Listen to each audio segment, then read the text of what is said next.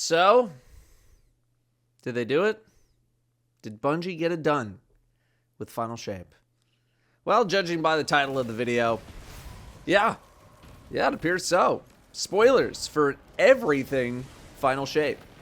Before we get to anything, Final Shape unfortunately suffered from tons of errors and server issues on the day of release. It took me about 3 hours to get into the game, and I was considered one of the lucky ones. Fortunately, Bungie was able to resolve issues over the course of the day, and by the next day, things were running very smoothly. Vibes were a little down from the start for me personally, with the server issues and a lot of the negativity coming in from the community, with some of it justified and some of it not as much. Let's start out with some of the potential major lessons learned from Lightfall. Number 1. Strand versus Prismatic rollout. In Lightfall, Strand was given and then taken away, sometimes within the span of seconds, like you would cross a gap and then it would be gone. A lot of Lightfall's storyline also felt like it hinged on becoming familiar with Strand as opposed to the greater plot line of Callus and the Witness and the Veil and all that kind of stuff. In Final Shape, you get Prismatic at the start, with everyone getting a pretty healthy kit to play around with. You got a couple of upgrades during the campaign, or like side grades, your other abilities, but it was always there for you to play with if you wanted to play it. I thought the base Titan kit was insanely strong, to the point where I thought the Legendary campaign would be too easy in comparison to its Witch Queen and Lightfall counterparts. More on that later. So, problem 1, kind of fixed. The Final Shape story did have elements of combining the light and darkness and Prismatic and all that kind of stuff, but it was done in a more complementary way and didn't completely take over the storytelling like Strand felt like it did. Speaking of W's, I've been hoping for this sponsor for a while, and we got him, boys. Let's go! This video is sponsored by Cook Unity. Cook Unity is the first chef-to-you meal delivery service made up of 70 chefs who cook as hard as the Witness cooked me in the most recent raid. Every week, award-winning chefs make hundreds of globally inspired meals for many kinds of diets with real ingredients, nothing artificial, in real, actual kitchens, not a factory, that get delivered to you. They're also delivered fresh, not frozen, so all you gotta do is heat them up and you're good to go.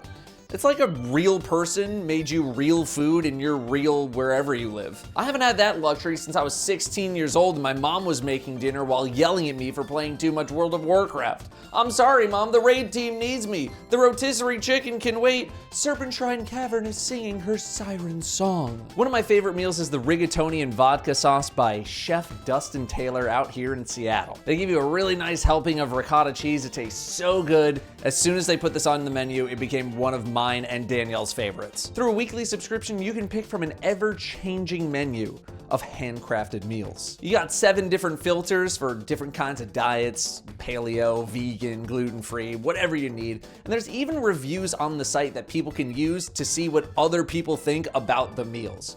The subscription is really flexible. You can skip weeks, you can pause weeks, or you can just cancel if you're not feeling it anymore. This is where I'd talk about what I liked in my first box if I hadn't already been using them since the beginning of the year. If that's not confirmation enough of how much I enjoy this service, I don't know what is. So if you want great meals delivered right to your door, head on over to cookunity.com/Datto50 or hit the link in the description and use code Datto50 to get 50% off of your first order of Cook Unity to try them out. This is unironically just a great deal, even if you only use it for a week. So you should try it. Thanks very much to Cook Unity for sponsoring this video.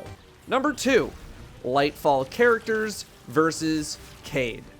Obviously, a lot of people did not find Nimbus that palatable as a character, and Osiris felt whinier than usual in Lightfall. Nimbus didn't experience the growth that I think a lot of people wanted to see until after the campaign was over, which just ended up being too late. People also felt very little emotional response to Rohan dying.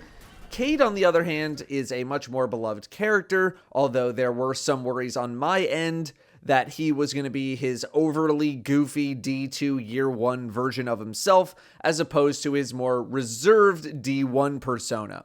And for the most part, he towed the line between the two, but tended to stay a bit more reserved, thanks to the seriousness of the events of the story, not to mention how maybe someone like Ikora reacted to him being alive again. So problem 2, kind of fixed as well.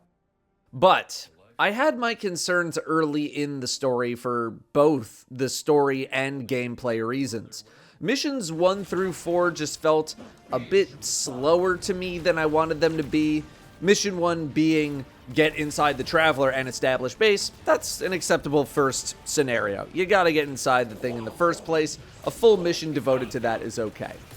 Missions 2, 3, and 4, all being devoted to getting the band back together, felt like a bit much to me. I wish this was maybe condensed down into 2 missions, potentially even just one slightly longer one, although I understand that maybe Bungie wanted to allow each character to kind of have a little moment in the spotlight. Don't get me wrong, I enjoyed all the cutscenes very much, and I thought the dialogue, save for a couple of lines here and there, was relatively cringe-free. I think another issue was that I felt like more than the first half of the campaign took place in the marketing zone, where things weren't feeling as novel because I had seen so much of it in marketing trailers and teasers and this and that. Some of that is self-inflicted, but as a YouTuber for the game, I am more or less forced to look at this stuff because people are going to ask me about it pretty much instantaneously. I still really don't know why Bungie wants to reveal so many plot points and teasers and spoilers pre-release. We're talking going back to Forsaken here. I'm guessing they're maybe scared of things leaking, which is somewhat justified, especially considering that the expansion literally leaked for like an hour a few days before. Add on top of that the pre-release event that I went to, and even with the dialogue off, I still wasn't feeling like things were novel until about Mission 5, Mission 6, when we finally escaped the marketing zone, and when we finally had the plot actually rolling forward a bit more versus just collecting characters like they're a seasonal MacGuffin in week 4. Mission 1 through 4 felt like we barely went anywhere, and then Bungie realized that and was like, hey guys, we gotta end this in like 3 missions. Can we pick up the pace here? And then we hit the zoomies in the second half to make up for it. Then there was the difficulty. My feedback early on at the pre-release was that I thought the base kit of Prismatic Titan was so strong that this would be the easiest legendary campaign that we ever had. And for Mission 1, 2, 3, 4, 5, that held pretty true. It wasn't until Mission 6 and 7 that I truly felt like the difficulty ramped to the sweet spot of the legendary campaign. There was maybe one encounter in the first half where I actually felt somewhat threatened. Some encounters also felt like they ended before things really even got started. A distinct example I remember is halfway up the mountain in Mission 5. It was the first time I remember a healthy amount of enemies spawning in for the first time in a while. Finally some action, and the fight ends in one cycle of the symbols. It was so brief and unexpectedly short that I was bummed that it was over because we finally found something where we could slay out. The boss fight in that mission after that encounter was a bit better though. Most of this feedback relates to being in a group though. The solo experience, on the other hand, is considerably more difficult because you have no one to fall back on. I know people were definitely struggling with the Witness on Legendary, and I think the Legendary verbiage applies much more to the solo experience versus the group experience. So, vibes are a little down for me. I think we're almost all the way through the campaign, and I still haven't really hit many, if any, super significant wow moments in the story. The cutscenes were good, the dialogue's good, I didn't really have any issues about that, but it just hadn't really felt like anything super surprising happened. I mean, one of the most surprising things up until the final missions was making friends with a Lucent Brood and hearing from Savathun again. Finally, though, we leave the marketing zone, into new plot points, into new unseen areas. Finally, things are getting to the point that I want them to get to. The conversations with the main crew, Zavala's internal struggle, his crisis of faith, everyone trying to hold them together, the drama of it all, the witness continuing to taunt us, the dissenting voices whispering to us. Legendary difficulty finally enters the same universe as the word legendary. Finally. We knew of Tarj for what felt like equal or less time that we knew of Rohan, and yet his death felt infinitely more impactful. Although I understand that it's literally Zavala's ghost versus some guy that we didn't even know existed until the expansion. This is what I'm waiting for. This is what I was wanting the whole time. I really liked the almost fourth wall breaking moments in the big Zavala cutscene where the dissenting voices in the middle of what's happening are like, yo, actually, like, don't listen to this dude, like, come talk to us. Like, I thought that experience was a lot of fun. The witness encounter, much more atmospheric than the Callus fight. The setting was really fantastic. The fight, a bit more involved. I don't know if I liked it better than the Savathun encounter, but I know I liked it more than the Callus encounter. This was a lot of hiding behind walls, killing things that are not the witness, but I understand this isn't where we were going to kill the witness, and also hiding in fear kind of fits given the situation at the time in terms of lore, I suppose. I enjoyed the finale shield walk event as well as we pushed through to escape, even though it was almost impossible to fail it. I played the true finale mission offline, Excision, but I have it recorded and I plan on uploading it in full as kind of an archival thing if I haven't done it already. I was kind of hoping that it would be like a pretty tough legendary campaign mission type deal, but after playing the penultimate mission, I had a feeling Bungie put all of their final campaign boss stuff into that encounter. The true finale's difficulty was literally narrative, like not really hard, but it wasn't meant to be a super hard thing. It was meant to be a celebration, a last hurrah type experience, and I think it did that pretty well. Although if you haven't done the raid, you're probably getting annihilated by the witness during damage, which I just found really funny. I actually ended up getting pretty emotional by the end of all the cutscenes and the music and all that, and if I can get emotional about something like this, I know others probably did as well. Except for Jez, because I don't think he's ever even listened to in-game dialogue up until that finale mission. Better late than never, I guess. All in all, I think the second half of the campaign absolutely saved parts of the first half, at least for me personally. I wish we had more of the second half energy in the first half of the campaign, but it is what it is, and I still ended up having a good time with the story and the campaign overall. After the campaign, we enter free roam with the Pale Heart. Now, I was initially very nervous when I saw that Overthrow just took place on the destination at my preview event. I started getting flashbacks to Season 10, and while I didn't hate the Season 10 activity in a vacuum, it did not elicit good memories from me, and I was fearful that it would be more of the same. Thankfully, I was proven wrong quite quickly, as there are a wide variety of encounter types for Overthrow, most of which I could see being placed in a typical instanced activity, except they're just spread out over the destination instead. What I really like about the Pale Heart is that it is full of life for me to destroy. It doesn't feel like this completely desolate area of patrol that I feel we're historically used to. Neomuna wasn't completely lifeless either, but people didn't like the scaling of it, which Bungie has seemingly dialed back a lot, and you also didn't need to wait around for people to show up for the activity to feel like you could have fun with it. You also don't find randoms on patrol anymore though, at least in the Pale Heart, unless you queue into the Overthrow zone of the day. I'm not sure why exactly Bungie made this decision. I don't know if they've said it anywhere, but I'm guessing part of the reason is that Overthrow is pretty balanced around 1 to 3 players. That was probably just a conscious choice that they made. 3 players at the absolute most, and they maybe didn't want to trivialize the experience by allowing 9 people in an instance.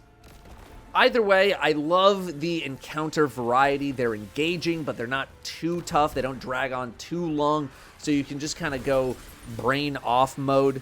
Your progress in between zones is also saved. It's only if you go to orbit that it's reset, so that's kind of nice. I think some of the earlier stages of Overthrow could use a bit more energy to them, a little more zhuzh, but I'm kind of nitpicking there. People seem to really like the Pale Heart. I'm also enjoying it, so another W there. I'm sure once people run out of Pinnacle rewards and they have all the swords that they want, we'll begin to have other conversations about the area, but we'll cross that bridge when we get there. Also, Bungie said that they wanted to introduce more mechanics into the final shape and like the campaign as a whole. I remember that being a talking point. And there were definitely a few times where that kind of popped up, but it's obviously felt a lot more in Overthrow and the Cyst missions, as we'll discuss. With Prismatic being as crazy strong as it is, there's only so much scaling up of enemy health that people are willing to tolerate before they riot. So the only other way to really introduce some kind of difficulty is through the addition of mechanics, which you know I'm a big fan of. Pale Heart feels like it's brought the patrol experience into this era of the game, as opposed to feeling like D2 Year 1, like it's felt since up until Lightfall, really. It's finally joined us in Year 10 of this franchise. I didn't even speak of the actual aesthetics of the place either, which I also need to give some serious praise to. The lush, bright green areas in the beginning look so good. The saturation's just like dialed up super high, which I love, and it's just something I never really feel like we get a ton of. Contrasted by the other areas as you get closer to the Witness with all the hand themes and the weird statues that are split into different segments and all that. Bungie did an amazing job with the visuals of this place. Speaking of rewards, like a paragraph ago, a quick detour to Pathfinder. Pathfinder has gone down pretty much exactly as I expected it to when I first discussed it in a video. People don't like to be forced into doing an activity they don't want to do. The goal of a Pathfinder node could be get one kill in PvE. It could be enter a Crucible match. It could be enter a Gambit match. And people would still throw a fit about it. That's pretty much what happened with the Ritual Pathfinder.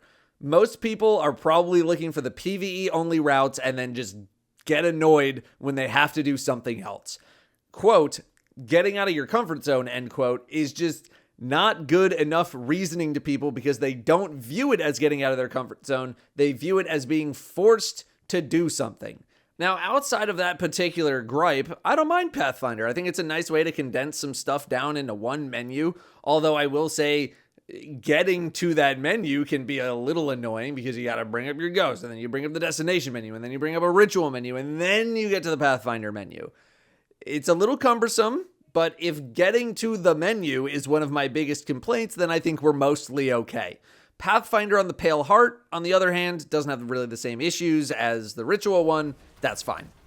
How about Prismatic itself? I know a lot of people have some complaints about Prismatic Titan being maybe not as exciting as the other two classes, but just going through the campaign, it was crushing everything in my way. I haven't really gotten a chance to experiment with build crafting just yet, especially now that we got access to the exotic class item mission. So I don't have a ton of commentary here other than what I've just kind of generally been seeing, but I'm very excited to dive into it because there's just so much opportunity there, so much room to spread your wings and get creative, and I think that's really cool.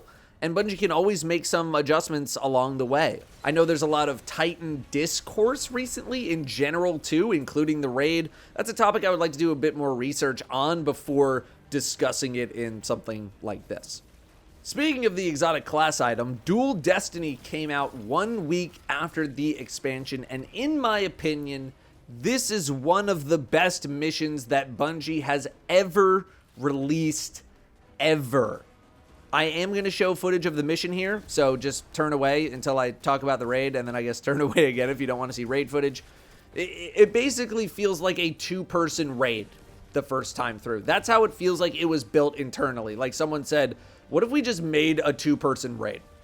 Intense combat combined with figuring out dungeon style, dare I say raid style mechanics, with a really fun ending segment leading you to one of the most powerful items the game has ever seen. If you haven't done it and you're still spoiler free, I beg you to go in spoiler free and figure it out on your own. It is the most ambitious exotic mission that Bungie has ever tried to do, and it was an overwhelming success in my eyes. However, this mission is somehow not controversy-free. In fact, it's probably gotten the most amount of negative press out of anything in the final shape, and that's because it cannot be done solo, and the I only play or can play by myself crowd was in a frenzy about it. I know that not everyone has the easiest access to finding people to play with for whatever reasons those might be. But I'm sorry, the mission is not bad because you don't have someone to do it with. That's not how this works. I can understand perhaps feeling a little baited considering that Bungie said that this was going to be farmable and that it's a healthy part of the Prismatic build crafting experience, but it's also one of the strongest items we've ever gotten, and I think the difficulty kind of matches that energy. Not to mention that you only need to run it once per character, and then you can just farm overthrow and probably get class items at the same pace as clearing the mission over and over again.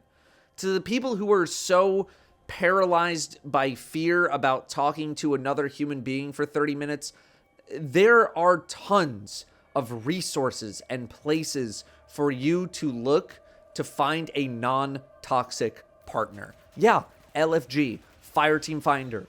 It doesn't always have the brightest bunch of Destiny players. It doesn't always have the nicest players. I realize that. But if you go out and look, if you go out and make a little bit of an effort, you will find the resources that you need.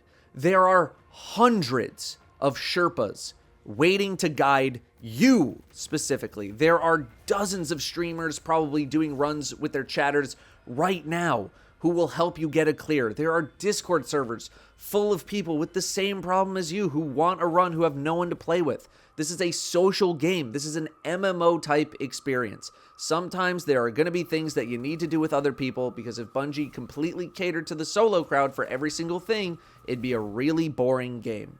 I was originally going to make a dedicated video on this topic, but I knew I wasn't going to change any minds, and I was just going to be mad, and nothing good was going to come from it. But I still wanted to drop my brief thoughts somewhere, because this mission is too good to be dragged through the mud by a loud, vocal minority that doesn't want to group up. It is good enough that you should make an effort to see it done, however you see it done.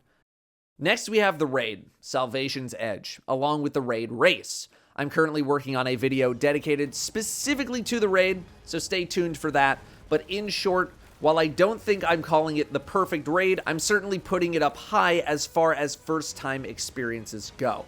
I'd much rather have a raid race like the one we got versus something like Root of Nightmares, but I understand that Salvation's Edge is probably a special case.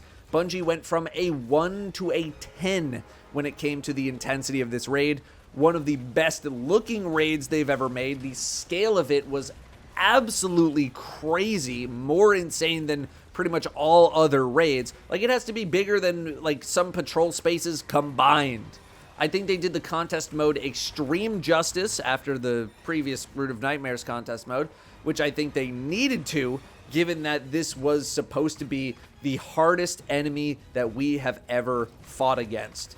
But again, I will have more commentary in my dedicated raid video to the raid.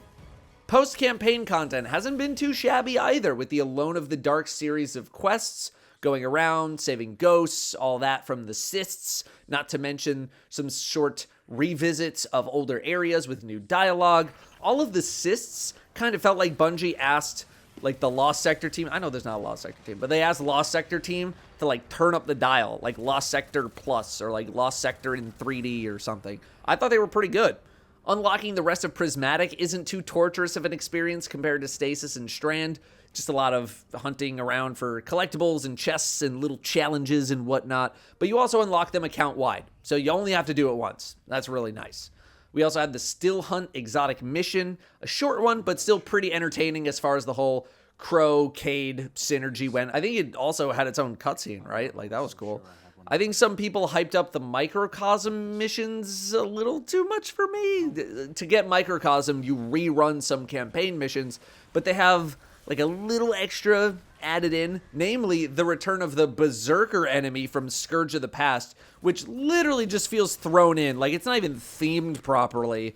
And then a debuff that kills you if it gets stacked too high, that you need to rotate between your entire team, but also doesn't do anything if you die other than just like waste a res token if you happen to have them active.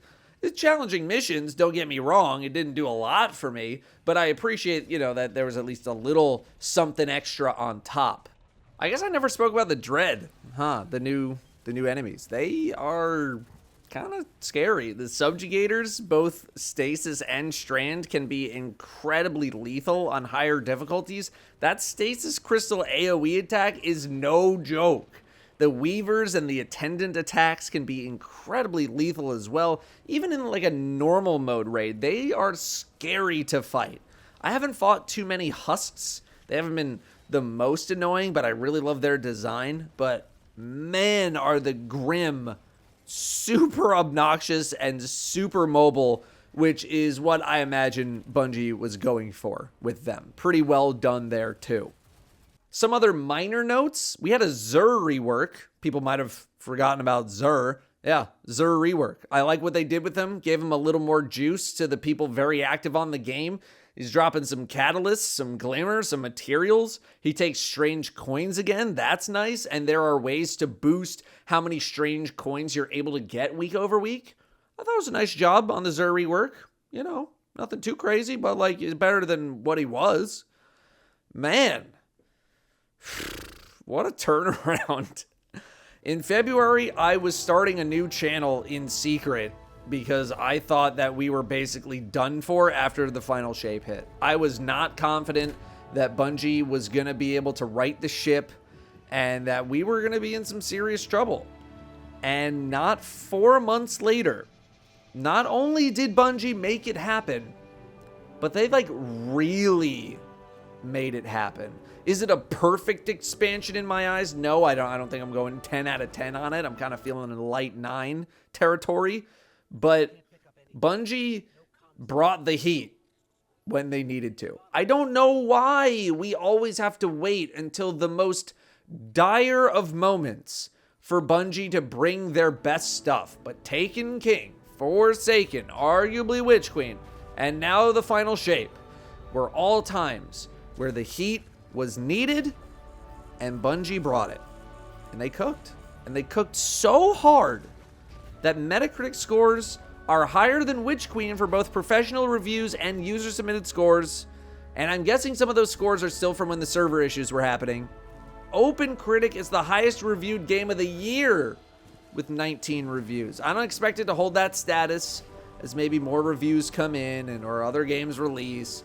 But for me to say I expected this to happen, you got to call up Maury Povich on that one, okay? I did not expect to be having a conversation about whether or not Final Shape should be considered in the running for Game of the Year. Bro, it's beating Balatro on some websites. I love Balatro, man. Balatro is crazy. Congrats to Bungie. You guys did some amazing stuff here. You really brought it home in a satisfying way. Here's hoping we can have some more of this going into the future. Maybe like a back-to-back banger expansion moment. Maybe we can see this level of quality in every release instead of when everything is on fire. You've shown you can do it. You've shown it multiple times. So just keep it up. We'll talk episode 1 in a future video. Thanks very much for watching. I'll see you next time.